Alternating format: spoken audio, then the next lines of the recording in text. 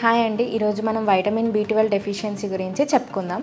అసలు vitamin B12 deficiency ఎందుకు వస్తుందంటే, ఎక్కువగా గ్యాస్ట్రిక్ ఇష్యూస్ ఉండడం వల్ల కానీ, ఓల్డ్ ఏజ్ వాళ్ళు అంటే 75 ఇయర్స్ కంటే ఎక్కువ ఉండడం వల్ల, లేదంటే అసిడిక్ ఫుడ్స్ తీసుకోవడం లైక్ జంక్ ఫుడ్స్ కానీ ఆయిల్ ఫుడ్స్ తీసుకోవడం వల్ల, లేదంటే డ్రగ్స్ అంటే మనం ఎక్కువగా యాంటాసిడ్స్ యూజ్ చేయడం, ఆల్కహాల్, స్మోకింగ్ ఇలాంటివి తీసుకోవడం వల్ల మనకి వైటమిన్ B12 డెఫిషియన్సీ అనేది వస్తుంది.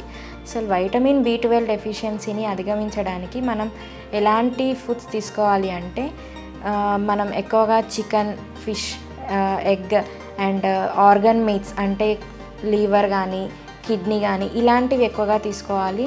ప్రాన్స్, రొయ్యలు ఇలాంటివి ఎక్కువగా తీసుకోవాలి. అండ్ వెజిటేరియన్స్ విషయానికి వస్తే పాలు మరియు పాల పదార్థాలు ఎక్కువగా తీసుకోవాలి.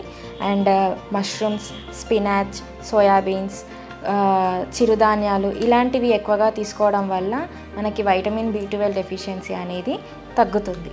అండ్ ఫర్మెంటెడ్ ఫుడ్స్ అంటే ఇడ్లీ, దోశ ఇలాంటివి కూడా తీసుకోవాలి. ఇలాంటి ఆహార నియమాలు పాటించడం వల్ల వైటమిన్ B12 డెఫిషియన్సీ ఏదైనా ఉన్నా కూడా తగ్గిపోతుంది.